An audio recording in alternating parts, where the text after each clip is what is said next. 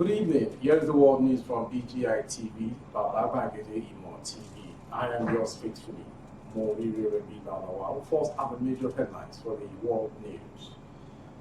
2023 presidency, Atiku visits Obasanjo in Abeokuta, seeks support. Tension in Ibadan over young man's alleged killing by policeman. Ignore those saying I'm sick, I have mental capacity to lead Nigeria. Better stay in Nigeria to study than face war, racism overseas, Sheikh Sani. 2023, Nigerians in diaspora mobilize against career politicians. Man strangles wife to death in Abuja, flees. How midnight inferno gutted Ladipo spare parts markets, eyewitnesses. Heavy gunshot in Lagos as talks attack NDLEA agents. And to foreign story, Ukraine, 198 civilians killed, 1,115 wounded in Russian invasion. And to sports story, Russia-Ukraine war, Cristiano Ronaldo joins cause for peace. Now the news in detail. People's Democratic Party's presidential hopeful Atiku Abubakar on Saturday visited ex-president Olusegun Obasanjo in Abeokuta, Ogun State. Atiku arrived at the 11th tours of Obasanjo at exactly 10:10 a.m. and he was received by the strong man of Ogun politics. His visit was not unconnected to his 2023 presidential ambition. The main challenger of the president, Major General Muhammadu Buhari, retired in the 2019 presidential election, has been going around the country meeting with political heavyweights to seek support to occupy the much coveted seat in Aso Rock in 2023. Atiku deputized Obasanjo as vice president between 1999 and 2007, but the duo fell apart towards the twilight of their second term. It, however, appeared they had reconciled over the years. Tension is currently brewing in Akpata, Bekuba CJ, and other adjoining areas of Ido local government area in Ibadan, the Oyo State capital, over the alleged killing of a young man by some policemen. Daily Post gathered on Friday that a yet-to-be-identified man was allegedly killed by some policemen attached to Akpata Area Command on Thursday. Sources told Daily Post on Friday that the young man was allegedly tortured to death by stop-and-search police officers on duty along Dugbe Akpata Road. Correspondent learned that the young man was forced to transfer the sum of 700,000 naira from his account to the officers before he was killed. It was gathered that the young man informed the policemen that he was a student, but they insisted that it looked mischievous. Sources said that the deceased was on a motorcycle going towards Dubai from Akpata when the policemen stopped him. The death of the young man is creating tension in the minds of some of the residents of the communities around Akpata, Bekuba BCJ, among others. The death of the young man prompted some angry youth to make an attempt to attack the police station on Friday, Daily Post gathered. Another source claimed the incident occurred on Thursday night. The guy died on Thursday night, and I learned Irish youth came back early morning on Friday to burn down the police station, but they were repelled and police reinforced. Correspondent gathered that the killing of the young man is coming 1 week after a policeman attached to FSAS in Lagos, identified as Obasanjo Atoyebi, shot a member of Odua People's Congress OPC, Murufu Ganiyu, during an encounter at Okiado area of Ibadan.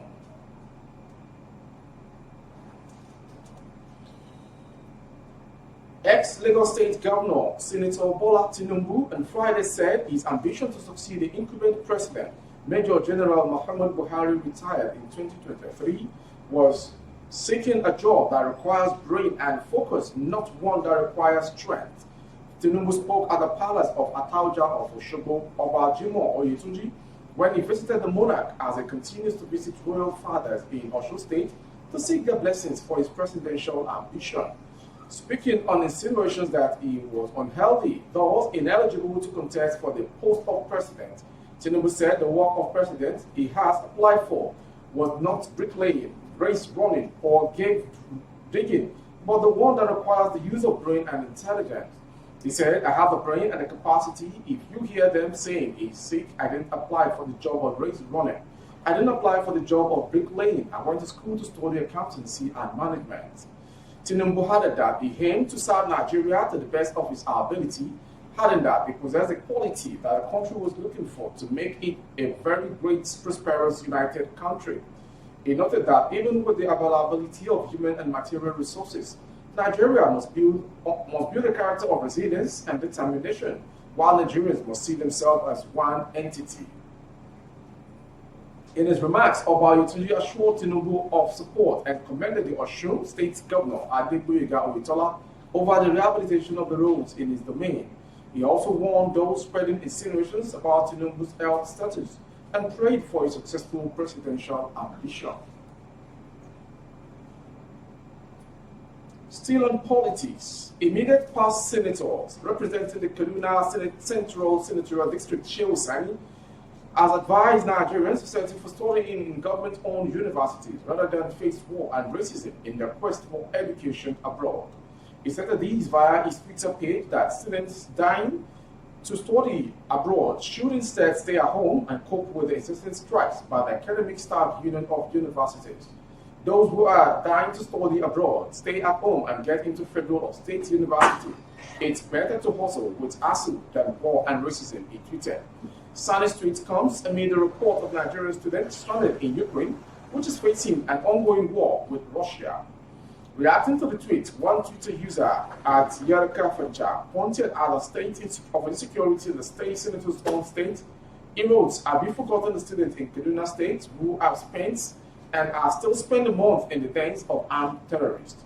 This is the country where hundreds of teenage schoolgirls get kidnapped and spend months with their captors, and it's not major news. Nigerians are safer among racists," as Eugene Okos tweeted.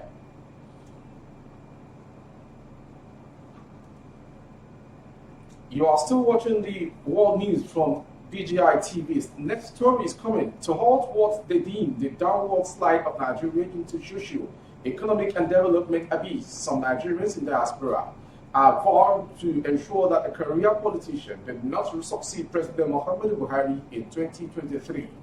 According to them, it is time for career politicians to take a back seat, and entrepreneurs must be supported to take over the new era of politics as of the unusual.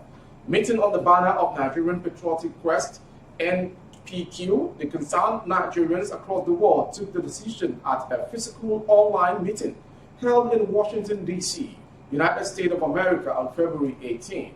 In a communique by their coordinator, Mr. Ahmed Jah Usman Tijani, they said their desire is to change the negative trajectory of Nigeria's politics. There could be no better time to address these issues than now, as the national gradually enters another session of politicking and horse trading for the 2023 elections. The 247 participants at this inaugural meeting were drawn from various advocacy groups across the United States, the UK, continental Europe, and Nigeria. The participants were fervent in their conviction that Nigeria can no longer afford to continue on the path of political decadence that have belighted the promises of this nation in the past decades. The participants also unanimously declared that as stakeholders in the destiny of this nation, they can no longer stand aloof, while some unsavory characters continue to decimate and destroy the glory and prospect of this nation. We believe that working together with all Nigerians, we can begin the arduous but not insurmountable task of pulling this nation back from the path of self-destruction. There is no more time. The task must start with the forthcoming general elections in 2023. Going forward, they noted that leadership failure caused by the stranglehold on the reins of power by the old class of career politicians was the reason for Nigeria's stunted growth. To a very belated one coming, an eyewitness has said the fire incident that raised several spare parts shop at Agri-Eros International Market in the Ladipo area of Lagos State started at about 10 p.m. on Friday night and lasted till the early hours of Saturday. The fire, which raised some sections of the Navy, Never Give Up, and Bakassi line in the spare part market could not, as of the time of this report, be attributed to any cause. According to traders in the market, there had been no electricity supply to the market in the past 2 months. No life was lost, but about 3 persons sustained injuries, According to the chairman of the market, Chief Emmanuel Umbamara, the major tragedy is the loss of goods worth millions of naira. The eyewitness, Chukwebuka, said the fire outbreak started suddenly around 10 p.m. yesterday. I was here. A lot of shops got burnt. We were trying to put out the fire, but it was impossible. The fire was sporadic. It burned one section of Never Give Up Plaza, then jumped to the plaza opposite it. The fire burned gearboxes, engines. In fact, one of the victims wanted to die last night. He had to be rushed to the hospital. I don't think this fire is ordinary. He added that the Lagos State Fire Services responded at about 11 p.m. that night, but due to lack of entrance, it was impossible for them to swiftly put off the fire. To another tragic incident, a man identified as Wisdom Joseph has allegedly strangled his wife, Evelyn Alifia, to death in the Federal Capital Territory. The couple, it was gathered, had been having a running battle with the husband threatening to kill her. It was learned that the matter got worse when Evelyn found a gun in Joseph's bag on February 23rd. She was said to have planned to report him to the police before he got wind of it, killed her, and fled. She was said to have been found lifeless on the floor when the police broke into the apartment. A Facebook user, Chukudi Alige, who shared a story online, said the family of the deceased was making arrangement for her to leave the apartment she and the suspect lived in before tragedy struck. Alige said Evelyn Alifia has been responsible for her husband's upkeep ever since he moved in with her after their marriage because he didn't have a job. However, the marriage went sour when he started threatening to kill her. Evelyn informed the family about the threat and arrangement were being made for her to move out when she came across a gun in his bag. She informed her sister and they both planned on reporting him to the police, but he found out about it and murdered her. Evelyn's sister, who reported the matter to the police, said after killing her, Joseph called their father on the phone and asked him to go and pick up her corpse. But the FCT police spokesperson, Josephine Ade, who confirmed the incident to City Round, said the suspect had been arrested. Ade, however, denied that the police demanded money from the family to prosecute the case. The incident is true, and we were able to nab the man, and he's in our custody. The rumors making the round that our policemen were demanding money to investigate the matter are not true, she added. From that story, we will go to the foreign story. Ukraine's health minister said Saturday that 198 civilians, including 3 children, have been killed so far by Russian forces attacking the pro-Western country. Unfortunately, according to operative data, at the hands of the invaders, we have 198 dead, including 3 children, 115 wounded, including 33 children, Health Minister Viktor Lishkov wrote on Facebook. Also, Polish Deputy Interior Minister Howard Sevasnaka on Saturday said 100,000 people have crossed the border into Poland from Ukraine since Russia's invasion this week. From the onset of warfare in Ukraine through today, along the entire border with Ukraine, 100,000 people have crossed the border from Ukraine into Poland. Sevasnaka told reporters in the border village of Mediak, southern Poland. From there, we'll go straight to the sports story that concludes the world news from BGI TV today. Manchester United forward Cristiano Ronaldo has joined the call for peace following Russia's invasion of Ukraine. Ronaldo took to Instagram and wrote to his 407 million followers, "We need to create a better world for our children, praying for peace in our world." The Portugal captain briefly played alongside Ukrainian goalkeeper Andriy Lunin at Real Madrid just before leaving for Juventus. Recall that Russian President Vladimir Putin had declared war on Ukraine on Thursday, swiftly launching strikes all over the country to the condemnation of the international community. A high-rise apartment block in Kiev was hit by a devastating missile this morning as fighting continues to rage in the capital, with Ukraine's civilian death toll now standing at 198 following the Russian invasion. Shocking footage recorded nearby showed the weapon flying into the building located near Zulehani Airport, while CCTV recorded from inside also shows the extent of the damage after the site was hit.